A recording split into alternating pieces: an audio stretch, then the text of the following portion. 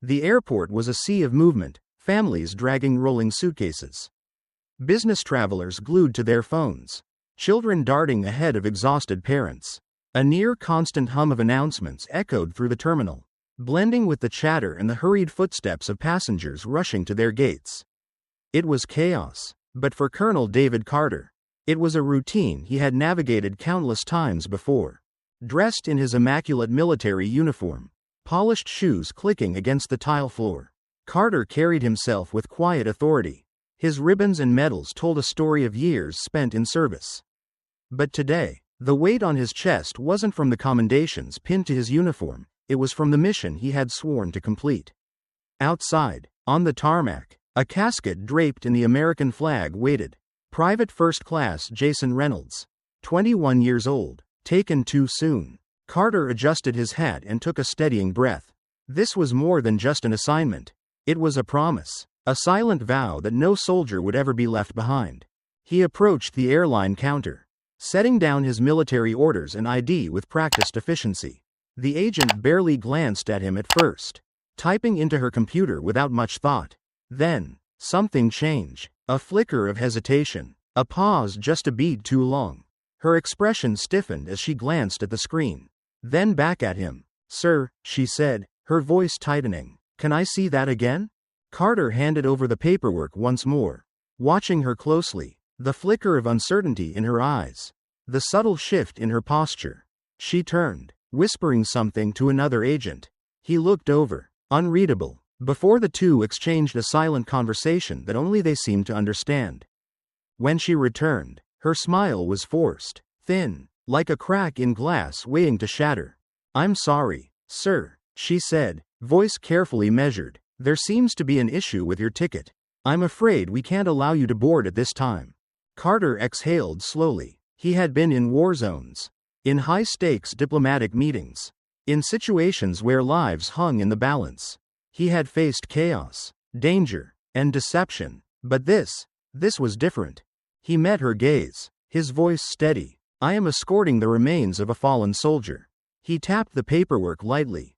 "Everything is in order." The agent looked away. "I understand, sir, but there's a security protocol in place. We can't override it." Security protocol. Carter didn't move. He didn't flinch. But something in the air shifted. Behind him, the line was growing. People were murmuring, shifting, sensing the tension. A uniformed soldier being denied a flight was not something you saw every day. And Carter wasn't leaving without an answer. Carter didn't move. He held his ground, his expression unreadable. But inside, he was already dissecting the situation. Something wasn't right. He had been in the military long enough to recognize when someone was feeding him a scripted line to avoid giving a real answer. He exhaled slowly. "Security protocol," he repeated, his voice calm but firm. "I've flown with military escorts before.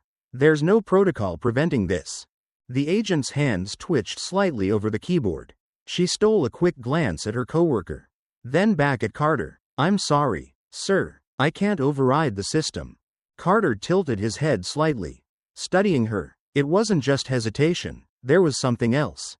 Fear? Uncertainty? Guilt? He knew the look. It was the look of someone who had been given an order they weren't comfortable following. Before he could press further, another voice cut in. "Is there a problem here?" A man in his mid-50s stepped forward. His airline ID clipped neatly to his blazer. His name tag read Richard Lanning, supervisor. His face was carefully neutral, but his posture told a different story, arms crossed, chin lifted slightly in quiet defiance. He wasn't here to de-escalate. He was here to shut this down. Carter turned to face him. "Yes, your agent just informed me that I can't board my flight due to a security protocol. Yet she can't explain what that protocol is." Lanning didn't even blink. "I apologize for the inconvenience, Colonel," he said, voice laced with the kind of corporate professionalism that made it clear he wasn't really apologizing at all. "But we have certain policies in place that we cannot override at this time." That phrase again, policies. Carter inhaled through his nose, forcing himself to remain composed. "I'm on official military orders. I'm escorting the remains of Private First Class Jason Reynolds back home. My documentation is valid, so I'm going to ask you again. What is the real reason I'm being denied this flight? Lanning shifted, his jaw tightening for just a fraction of a second before slipping back into a carefully neutral expression. It's just an additional security measure. Sir, nothing personal. Nothing personal. Carter almost laughed at that. Nothing personal. Yet they were preventing him from carrying out a mission that was as personal as it got. The line behind him had grown, passengers shifting uncomfortably as they realized something was happening. The quiet murmurs of conversation had died down. People were watching now, listening. Then, a voice from the crowd. Sir, do you have an issue with his military clearance? Carter turned his head slightly. A man, mid-60s, with a weathered face and a USMC hat pulled low over his brow, was standing a few spots back in line. A Marine, a veteran. Lanning hesitated. No, sir, this isn't about clearance. The Marine let out a sharp breath. Yeah, I've been through security 1,000 times, and I've never seen protocol stop a soldier from escorting one of our own home. That was all it took. The tension that had been brewing quietly now ignited. More murmurs spread through the line. A woman in a red blazer whispered something to her husband. A younger man, maybe in his 20s, pulled out his phone and started recording. Others followed. Carter remained silent, watching. He knew this game. He had been in too many rooms where people hid behind vague explanations, hoping the moment would pass, that the other person would back down. They were waiting for him to lose his temper, to raise his voice, to give them a reason to call airport security and have him removed. He wasn't going to give them that satisfaction. Instead, he squared his shoulders and let the silence hang. Lanning swallowed, shifting on his feet. Then, with a sigh, he muttered, "Let me check something." And with that, he turned and disappeared toward a back office. The agent at the counter looked anywhere but at Carter. The line wasn't just a line anymore. It was an audience. A young woman in a hoodie stepped forward, holding up her phone. "Excuse me, sir?" Her voice was careful, deliberate. "I don't mean to intrude, but you're really not allowed to board?" Carter exhaled. "That's correct." Her brows knit together, confusion flashing across her face. Then, after a second, she turned her phone screen toward him. "I'm live right now," she said. "People need to see this." And just like that, the floodgates opened. Another man lifted his phone. "This is wrong," he muttered, shaking his head. "This man is literally escorting a fallen soldier." A woman further back raised her voice. "Excuse me," she called out to the counter. "Can someone explain why he's being denied?" The energy in the room shifted. This wasn't just quiet murmurs anymore. This was momentum. The airline staff felt it, too. The agent who had denied Carter's boarding stiffened, fingers frozen over her keyboard. The supervisor was nowhere to be seen. The low hum of the terminal, once filled with meaningless background noise, was now charged, electric. Then, somewhere in the back of the line, a man muttered under his breath, "It's already trending." Carter didn't react. He didn't need to. The world was watching now. The tension in the terminal was no longer just a flicker, it was a wildfire, spreading with every passing second. The young woman holding her phone glanced at the growing number of viewers on her live stream, her grip tightening. "This is happening right now," she said, her voice steady but edged with disbelief. "A decorated army colonel is being denied his flight while escorting the remains of a fallen soldier. This is how we treat our heroes." The comments began flooding in. "This is unacceptable. What airline is this? Name and shame. Someone tag the news outlets. This needs to go viral." A few feet away, another passenger, a man in his late 20s, wearing a hoodie, typed furiously on his phone. Within seconds, his tweet went live. "They just denied a U.S. Army colonel his flight while he was escorting a fallen soldier. Let that sink in. Hashtag let him fly." The hashtag spread like a spark in dry grass. Within minutes, it was trending. Meanwhile, the airline staff was feeling the pressure. The woman behind the counter kept her head down, fingers frozen above the keyboard. She looked toward the back office, as if waiting for someone, anyone, to come out and tell her what to do.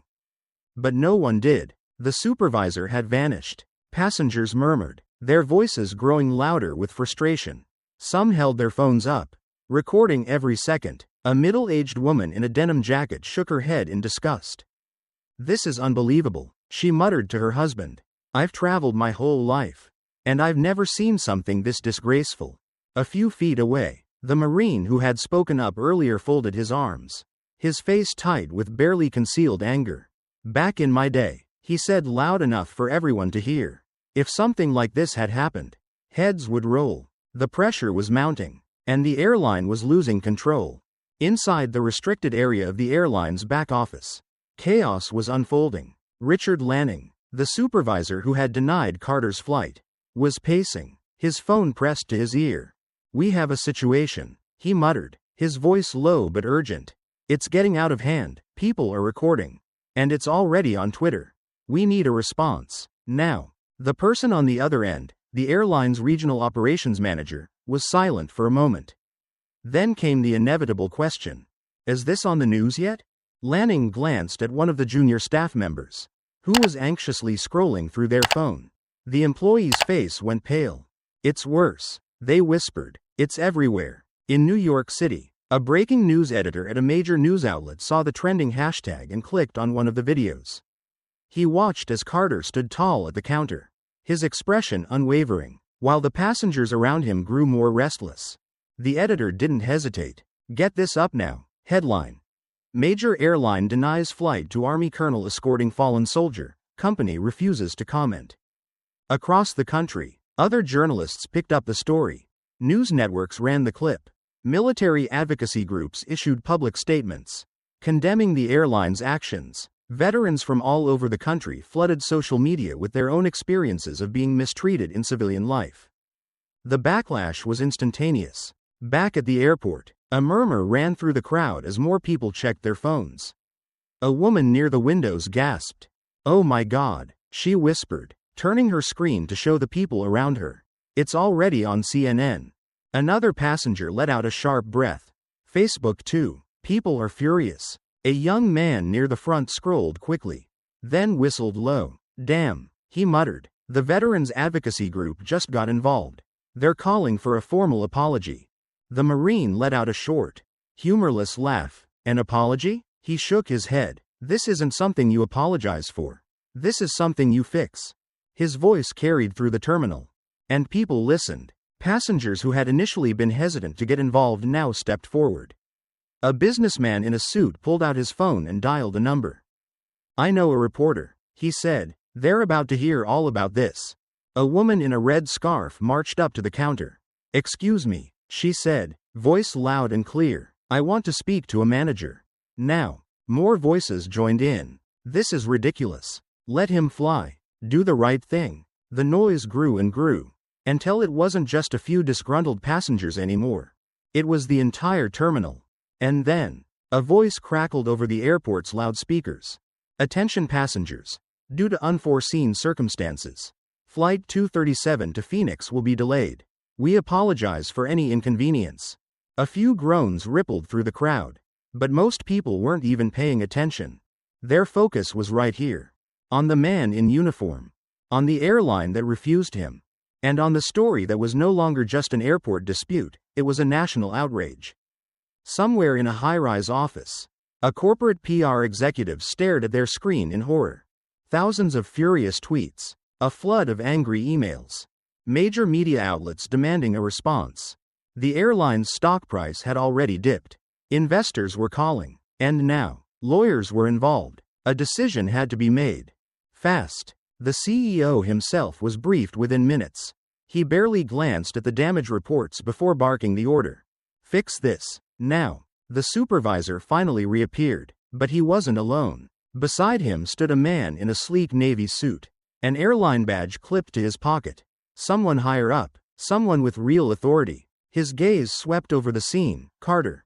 The passengers. The cameras. He knew exactly what was at stake. He stepped forward. "Colonel Carter," he began, voice carefully measured. "I apologize for the miscommunication. There seems to have been an error with our system." An error. Carter had been in the military long enough to know what that word really meant.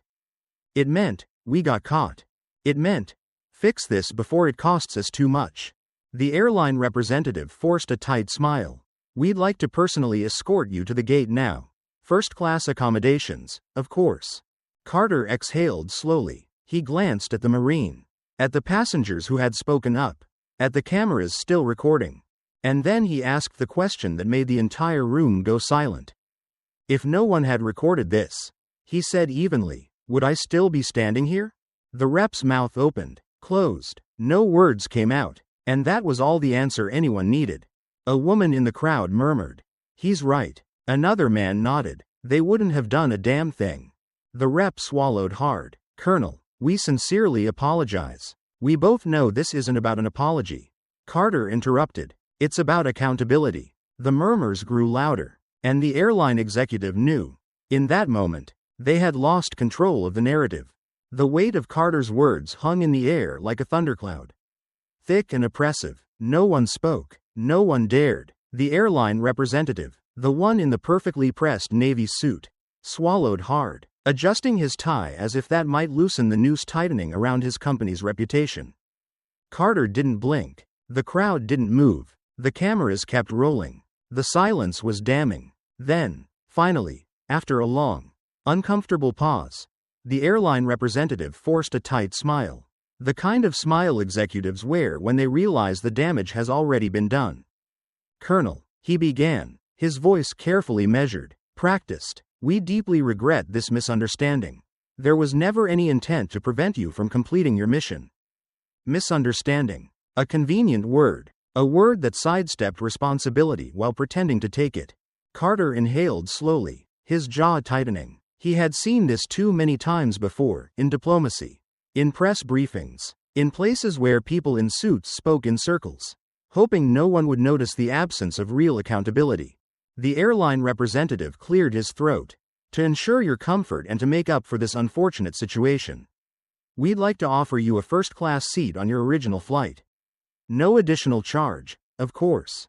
He said it as if it were a gift. As if that was the point. A ripple of murmurs swept through the crowd, discontent simmering beneath the surface. A woman near the back scoffed. A man in a baseball cap shook his head. The Marine standing nearby crossed his arms, eyes narrowing. Carter's fingers curled slightly at his sides. They still didn't get it. This wasn't about a seat upgrade. This was about respect. Carter's voice was even when he spoke. I don't need first class, he said. I need to complete my mission. The words hit harder than the airline representative expected. His smile faltered. His throat bobbed with a forced swallow. He glanced sideways, as if looking for backup. But there was none. The weight of public scrutiny was too heavy. This was no longer just a PR nightmare. This was a national scandal in the making. And then, a new presence entered the room. The shift was instantaneous. The sea of onlookers parted as a man in a crisp army service uniform strode into the terminal. His posture unshakable, his presence commanding. The rows of ribbons on his chest weren't just for show. They spoke of years in service. Of battles fought in places most Americans would never see. Of a level of authority that demanded respect. He wasn't a bystander. He wasn't a spectator. He was here to end this. The name tag on his uniform read, Beckett, Thomas. A murmur spread through the crowd as people recognized what was happening. A military official, higher ranking than Carter, had entered the scene. This wasn't just about an airline dispute anymore. The Pentagon was watching. Beckett didn't waste time. He walked straight toward Carter, extended a firm hand, and met his gaze with an expression that needed no words. Colonel, he said, his voice steady, authoritative, I've been briefed on the situation. Carter shook his hand. Major, he replied evenly. Beckett turned. His eyes locked onto the airline representative, the man in the navy suit who, just moments ago, had spoken as if he were in control. He wasn't anymore. Let's be clear, Beckett said, his voice cutting through the terminal like a blade. Colonel Carter and Private First Class Reynolds will not be flying commercial. The airline representative blinked. I'm sorry, sir, but you should be. Beckett's tone remained polite, but it carried weight, because as of now, this situation is no longer in your hands. The rep paled. This mission, Beckett continued, enunciating each word, has been classified as a priority transport by the Department of the Army. A private military aircraft has already been arranged. Colonel Carter and the remains of Private First Class Reynolds will be leaving on that flight. Silence. Then a sharp intake of breath from someone in the crowd. The realization sank in. The airline hadn't just wronged a soldier. They had angered the U.S. military. And there were consequences for that. The airline representative licked his lips, scrambling for footing. "Major, I assure you, we were just about to." Beckett tilted his head slightly. A subtle motion, but one that spoke volumes.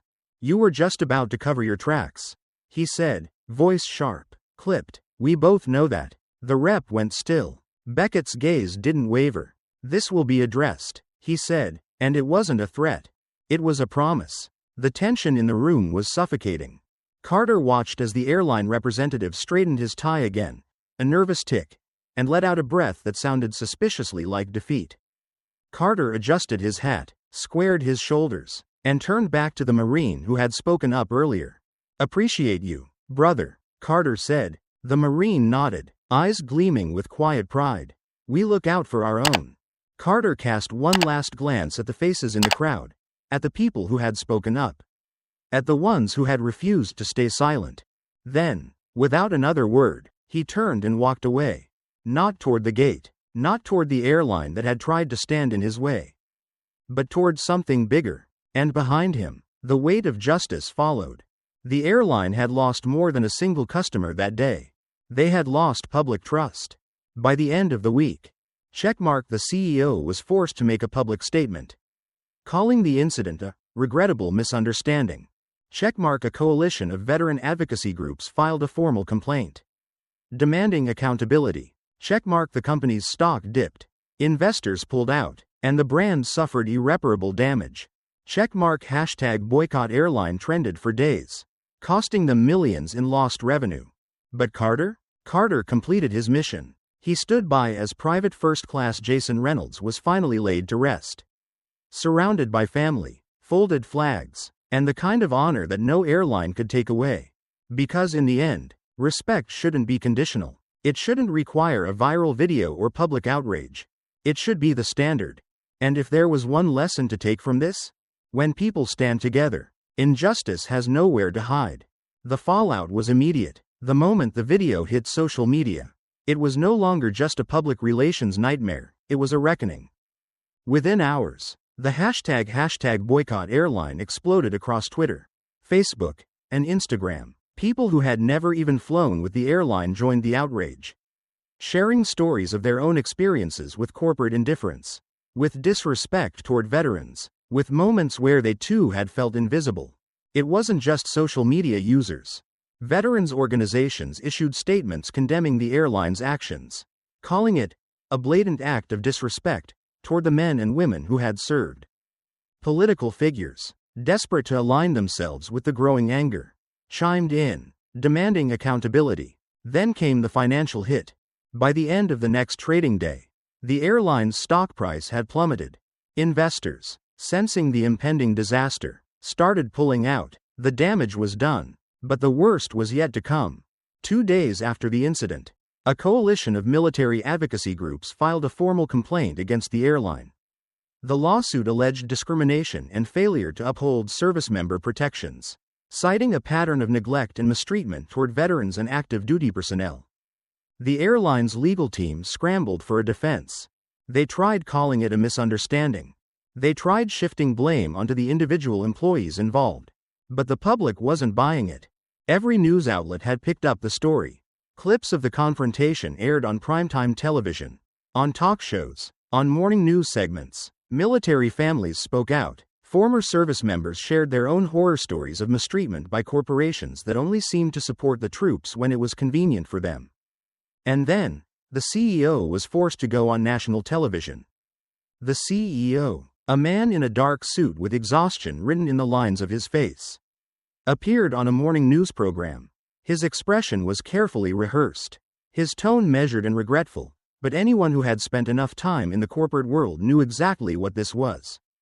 Damage control. "We deeply regret the events that took place at our airport terminal," he began. "The situation was a result of a miscommunication in our policies, and we sincerely apologize to Colonel Carter and the family of Private First Class Jason Reynolds for any distress this may have caused." A miscommunication. A sterile way to describe an act of pure disrespect. The interviewer didn't let him off the hook. There are many who feel that this wasn't a misunderstanding, but rather a systemic issue with how corporations treat members of the military. What steps are you taking to address that?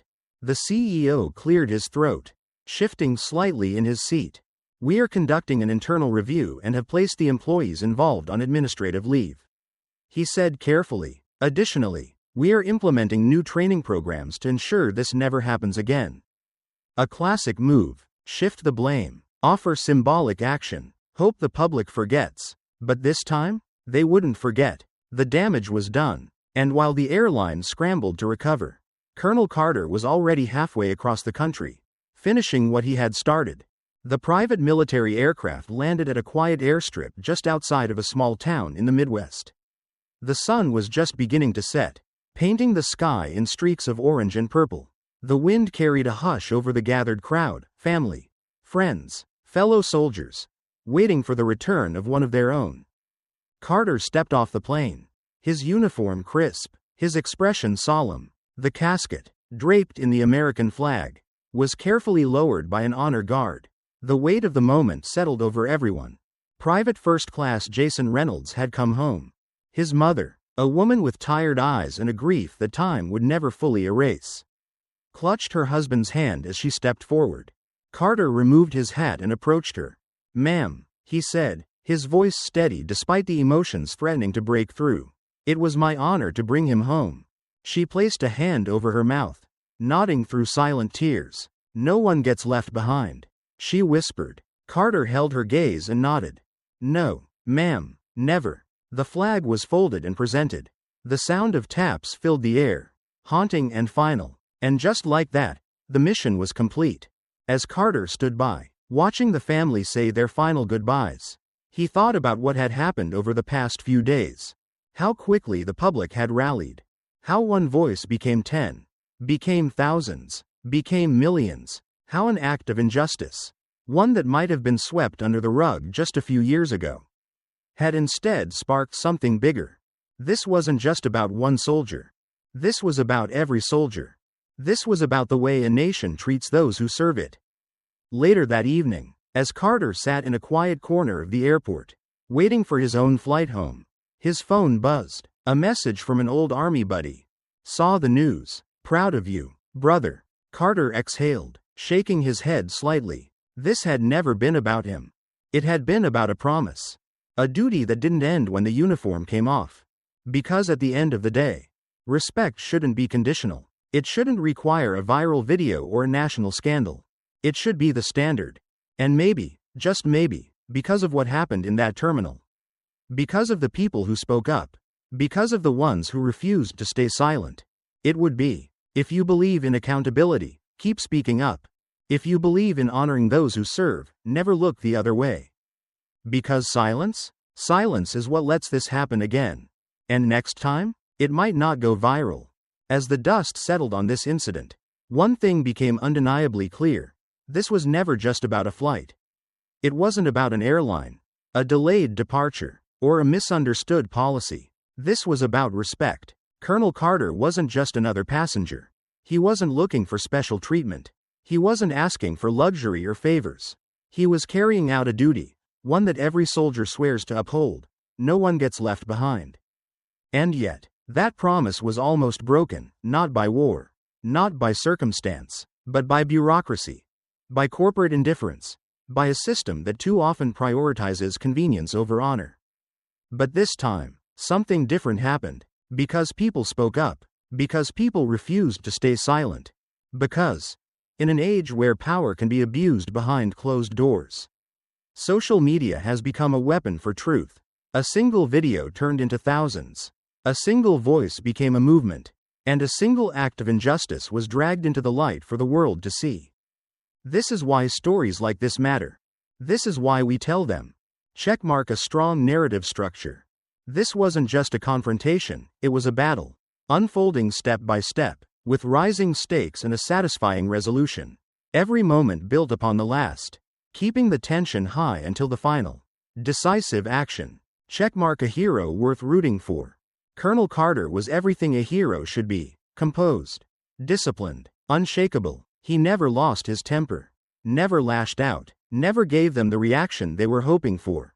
Instead, he stood firm, knowing that the truth and the people would be on his side. Checkmark the power of community. No one wins a fight alone. The Marine who spoke up, the young woman who live-streamed, the passengers who refused to look away, each one played a role in turning this into something bigger than just one man's struggle. Checkmark a resolution that satisfies. The best stories leave you with a sense of justice, and that's exactly what happened here. The airline paid the price. Carter completed his mission, and the world was reminded that silence enables injustice. This wasn't just one incident. It happens every day, to people without the cameras, without the viral moments, without the support of millions watching. But it doesn't have to. If we stand up, if we speak out, if we refuse to look away when injustice happens, then the people in power will have no choice but to listen. Let this be a reminder. The world is watching. And when we stand together, injustice has nowhere to hide. If this story made you think, if it made you angry, if it made you realize the power of speaking up, then don't let it end here. Loudspeaker like this video. Share it. Comment below. Let your voice be heard. Bell subscribe to Shadow Secrets for more stories that expose the truth, the hidden battles, and the moments that define who we are as a society. Because the fight for justice never stops. And neither do we.